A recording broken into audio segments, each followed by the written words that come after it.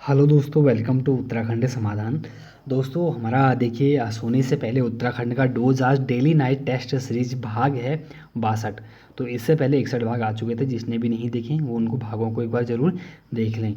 और दोस्तों जिसने भी टेलीग्राम ग्रुप नहीं ज्वाइन किया उसको भी ज्वाइन वो लोग कर लें। और बात करते हैं दोस्तों हम जब इस डेली नाइट टेस्ट सीरीज़ की, तो यहाँ आपको बहुत कुछ सीखने को मिलता है। यहाँ आपको 10 प्रश्नों के साथ दोस्तों लगभग 100 से अधिक प्रश्न देखने को मिलते हैं। तो जिसने भी अभी तक, मैं वही कह रहा हूँ दोस्तों, चैनल को सब्सक्राइब नहीं किया है वो कर लें। और चलो शुरू करते हैं आज के इस महत्वपूर्ण हम टेस्ट सीरीज को। देखिए दोस्तों, पहला आपके पास प्रश्न है आज कि पुराणों में जला व उपजला किस नदी को कहा गया है।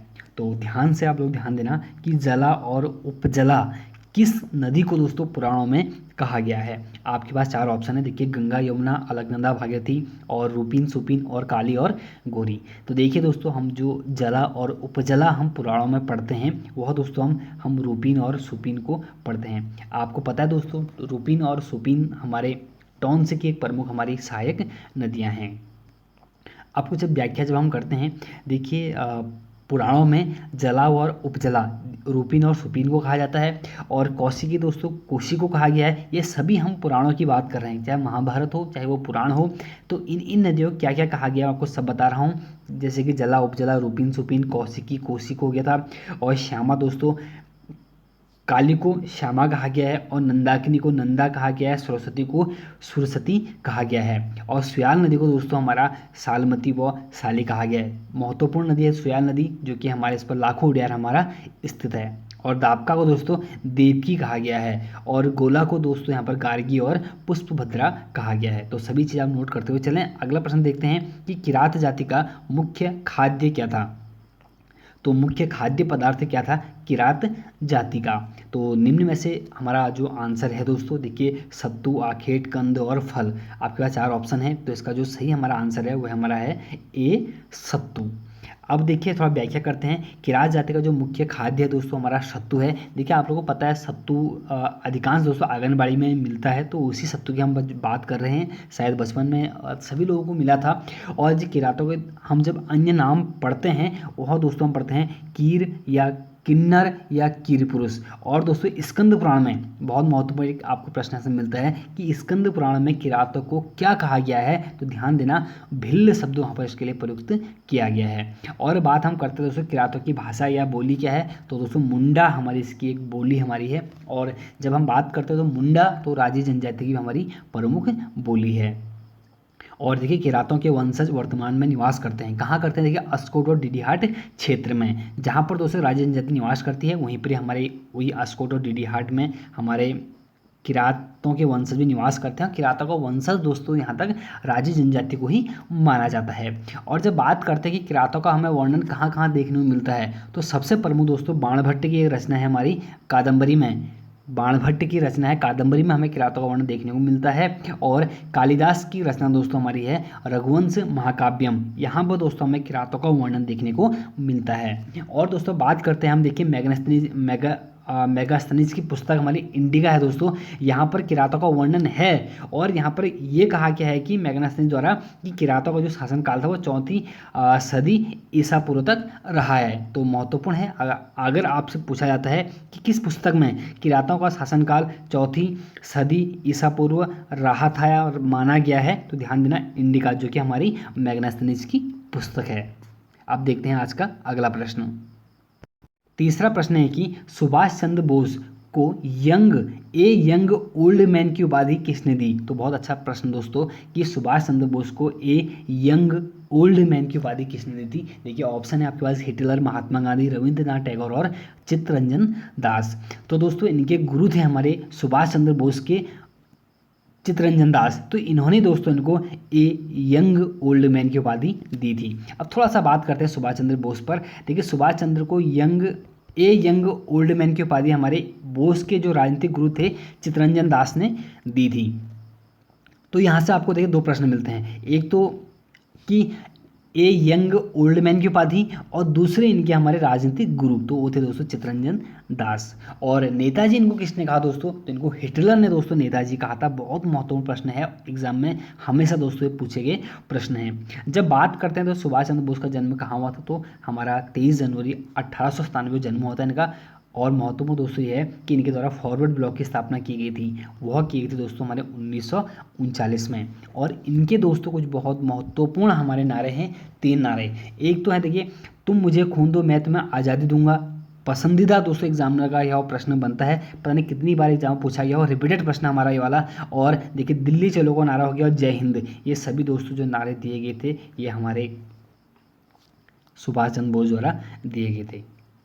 और अगर दोस्तों अगर क्वेश्चन बनेगा कि सबसे पहले जय हिंद शब्द का प्रयोग किसने किया था, तो दोस्तों वो हमारे अल्मोड़ा के थे राम सिंह धोनी। वो अलग प्रश्न बन जाता है, लेकिन जो नारा दिया था वो दोस्तों जय हिंद का जो नारा दिया वो हमारे सुभाष चंद्र बोस ने दिया।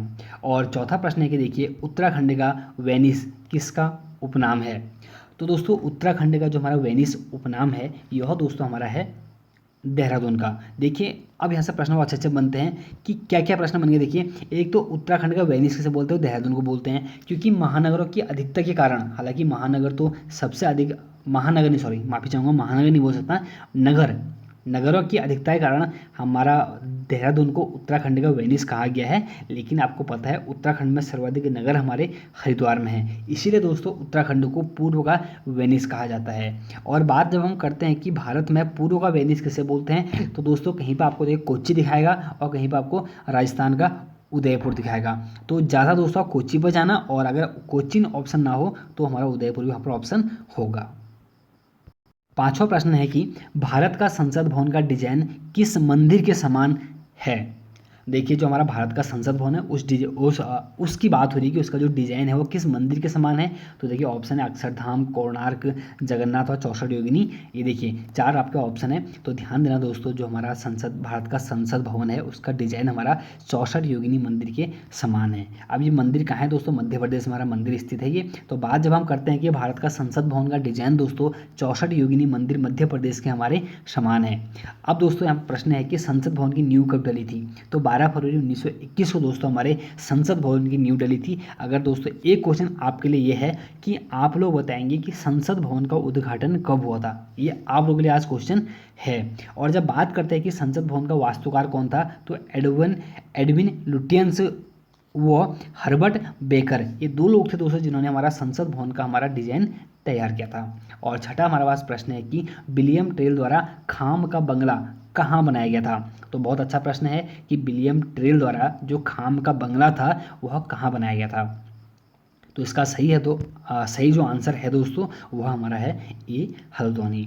देखिए थोड़ा बात कर लेते हैं कि विलियम टेल द्वारा निर्मित खाम का बंगला दोस्तों हल्द्वानी में निर्मित किया गया था। और आधुनिक हल्द्वानी का जो निर्माण किया दोस्तों हमारे 1834 में विलियम टेल के द्वारा ही किया गया था। देखिए हमारा जो आधुनिक नगर हल्द्वानी है उसका जो निर्माण किया गया हमारे विलियम टेल द्वारा किया गया, लेकिन हल्द्वानी में नहरों का निर्माण दोस्तों हेनरी रैमजे द्वारा किया गया। 2 प्रश्न हमेशा बनते हैं। और जब बात करते हैं कि हम हल्द्वानी का प्राचीन नाम क्या था, तो दोस्तों एक तो हल्दुवानी था और एक महत्वपूर्ण हमारा पहाड़ का बाजार के नाम से हम हल्द्वानी को ही जानते हैं। और बमौरी दोस्तों देखिए ये भी हल्द्वानी का नाम है, हालांकि बमौरी मूल रूप से हमारा काठगोदाम का नाम हमें देखने को मिलता है, लेकिन आपको कहीं कहीं पर हमारा बमौरी जो नाम है वो हल्द्वानी का देखने को मिलेगा। तो ध्यान देना, बमौरी, पहाड़ का बाजार और हल्दुवानी, हल्दू की पेड़ की अधिकता के कारण उसका नाम हल्दुवानी भी पड़ा था। और जब बात करते हैं कि हल्द्वानी की जीवन रेखा किसे कहते हैं, तो दोस्तों गौला नदी को हम हल्द्वानी की जीवन रेखा के नाम से जानते हैं। अब देखिए हल्द्वानी के बारे में बहुत कुछ जानने के लिए, बहुत कुछ,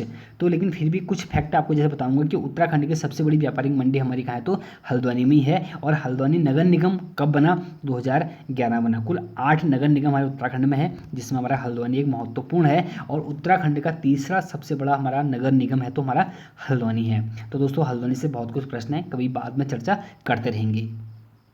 7वां प्रश्न है हमारा कि पोस्ट ऑफिस किसकी प्रसिद्ध रचना है। देखिए पोस्ट ऑफिस जो हमारी रचना है दोस्तों, यह हमारी देखिए ऑप्शन इंदिरा गांधी, जवाहरलाल नेहरू, महात्मा गांधी और रविंद्रनाथ टैगोर। तो इन 4 ऑप्शनों में से इसका सही जो हमारा आंसर है दोस्तों वह है हमारा डी, रविंद्रनाथ टैगोर। तो देखिए थोड़ा बात कर लेते हैं रविंद्रनाथ टैगोर की प्रसिद्ध रचना दोस्तों, एक तो हमारी पोस्ट ऑफिस हो गई और गीतांजलि। प्रसिद्ध रचना अब एक ऐसी रचना दोस्तों जिसके बारे में रविंद्रनाथ टैगोर को हमारी विश्व प्रसिद्धि मिलती है।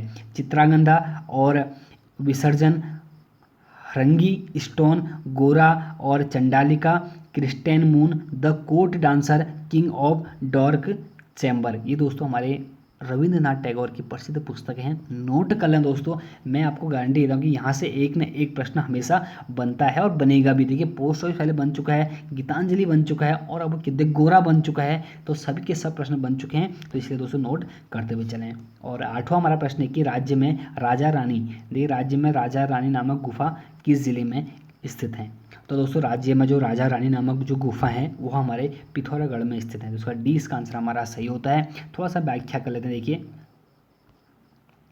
कि पिथौरागढ़ के प्रमुख जो हमारी गुफा हैं, देखिए राजा रानी गुफा, भटकोट गुफा, छीनी गुफा, शैलेश्वर गुफा, पिंकू गुफा, पिंकू नहीं पिंकू, पिंकू मत बोला, कोई पिंकू नहीं, पिंकू लड़की का नाम होता है, यहाँ पर बात हो रही है पीखू गुफा, और पाताल भुवनेश्वर गुफा, धर्मांजलि गुफा और कपिलेश्वर गुफा और स्वधम और सुमेरु गुफा। देखिए दोस्तों कल मैंने यहाँ पर प्रश्न आपको दिया था कि सुमेरु पर्वत कहाँ है, वो दोस्तों उत्तरकाशी में है, और आज बात आ गई कि सुमेरु गुफा हमारा कहाँ है, तो ये हमारे पिथौरागढ़ में है। अब देखते हैं आज का 9वां प्रश्न। 9वां हमारा प्रश्न है कि विश्व रक्तदान दिवस कब मनाया जाता है। देखिए दोस्तों जो विश्व रक्तदान दिवस है यह हमारा 14 जून को मनाया जाता है। इसका 20 का आंसर सही है। अब कुछ महत्वपूर्ण जून के दिवस हैं उनको जान लेते हैं, जैसे कि विश्व रक्तदान दिवस 14 जून और विश्व पवन दिवस 15 जून और गोवा क्रांति दिवस 18 जून और विश्व शरणार्थी दिवस 20 जून। ये कुछ महत्वपूर्ण जून के दिवस हैं दोस्तों। कल मैंने दोस्तों आपको एक दिवस बताया था जो था हमारा विश्व मलेरिया दिवस। तो दोस्तों इसको आप थोड़ा करेक्शन कर लें, क्योंकि एक ने दोस्तों बहुत अच्छा कमेंट किया था कि विश्व मलेरिया दिवस, मैंने आपको यहाँ पर गलत बता दिया था। तो ध्यान ये देना है कि विश्व जो मलेरिया दिवस है दोस्तों हमारा 25 अप्रैल को मनाया जाता है। तो बहुत अच्छा लगा दोस्तों, कमेंट आया था, थोड़ा नाम मेरे को याद नहीं अभी, जो जिसने भी किया था बहुत अच्छा किया आपने कि थोड़ा करेक्शन कर दिया। दोस्तों मैं आपसे पहले ही बात कहता हूँ कि जब जब भी गलतियाँ होती है दोस्तों आप लोग कमेंट कर दिया करें, मुझे कोई दिक्कत नहीं दोस्तों। मुझे कभी ये फील नहीं होता कि यार मैंने ये गलत किया, अच्छा लगता है कि गलती सुधर रही है यहाँ पर, चाहे मेरी है चाहे वो आपकी है। तो बेहिचक आप लोग कमेंट कर दिया करो कि ये गलत है, तो उसका भी हम यहाँ पर जवाब दे देंगे। और एक प्रश्न के बारे में और चर्चा करेंगे, फिलहाल हम जानते पहले इसका 10वां प्रश्न। देखिए पवार वंश का वह राजा जिसका प्रथम अभिलेख प्राप्त हुआ था। देखिए वह थे हमारे दोस्तों जगतपाल, अजयपाल, महीपति शाह, अनंतपाल द्वितीय। इन चारों में से इसका जो सही आंसर दोस्तों हमारा वह है अनंतपाल द्वितीय। देखिए जब हम थोड़ी सी बात करते हैं कि प्रथम शासक जिसका अभिलेख प्राप्त हमें हुआ है वह दोस्तों अनंतपाल द्वितीय। और यह जो हमारा अभिलेख है दोस्तों यह हमारा धारशिल अभिलेख है, जो कि हमारा 1335 में उखीमठ मंदाकिनी घाटी से हमें यह प्राप्त होता है। और दोस्तों यहाँ तक कि गढ़वाल क्षेत्र से प्राप्त सबसे प्राचीन अभिलेख भी हमारा कौन सा, यही है। तो इसीलिए मैंने प्रश्न आपको दिया था कि अगर मैं आपसे पूछता है गढ़वाल क्षेत्र का सबसे प्राचीन अभिलेख कौन सा है, तो आंसर यही होता। तो इसलिए मैंने आपको प्रश्न सीधे सीधे दिया कि हमारा पवार वंश का प्रथम अभिलेख कौन सा है। अब दोस्तों कल का एक प्रश्न और देखते हैं। क्वेश्चन था दोस्तों शायद मनीषा पंत जी हैं, शायद उन्होंने कमेंट किया था, शायद हाँ नाम वही मनीषा पंत ने कमेंट किया था। तो क्वेश्चन था दोस्तों काठ गोदावरी बैराज कहाँ स्थित है, या आपसे क्वेश्चन था कि काठ गोदावरी जो हमारा वेटलैंड क्षेत्र है यह किस जिले में स्थित है। दोस्तों देखिए मैंने आपको बताया था ये सभी कुछ प्रमुख हमारे बैराज हैं, वेटलैंड क्षेत्र हैं, आर्द्र भूमि स्थल जो कि हमारे नैनीताल जिले में है। तो उसमें दोस्तों काठ गोदावरी बैराज में थोड़ा सा कन्फ्यूजन हो गया, क्योंकि देखिए दोस्तों किताब में हमारा काठ गोदावरी बैराज ही लिखा था, तो इसीलिए मैंने आपको ये प्रश्न दिया था। लेकिन दोस्तों अब हो सकता है कि काठ गोदावरी बैराज ना हो कि ये काठगोदाम बैराज हो, क्योंकि उन्होंने यही कहा था कि मेरा घर यही इसके आसपास ही है। तो हो सकता है कि काठगोदाम बैराज इसका नाम हो, किताब में गलत प्रिंट हो गया हो। तो शायद दोस्तों मैंने भी इतना ध्यान दिया नहीं, मैंने भी सर्च किया नहीं गूगल पर, तो मैंने भी आपको क्वेश्चन यहाँ से दे दिया था। तो फिर भी दोस्तों मैं पूरी कोशिश करूँगा इस प्रश्न के जहाँ से भी प्रश्न बना है कि आखिर ये गलती मेरे से हुई है या किताब में गलत छपा है, तो जो भी है। लेकिन एक बार मैं खुद काठगोदाम बैराज के बारे में जानूंगा कि इसका हमारा कहीं अन्य नाम काठ गोदावरी बैराज तो नहीं है करके ना। तो फिलहाल ध्यान देना यहाँ पर आप ऑप्शन में दोस्तों इसको काठगोदाम बैराज भी कर लेना।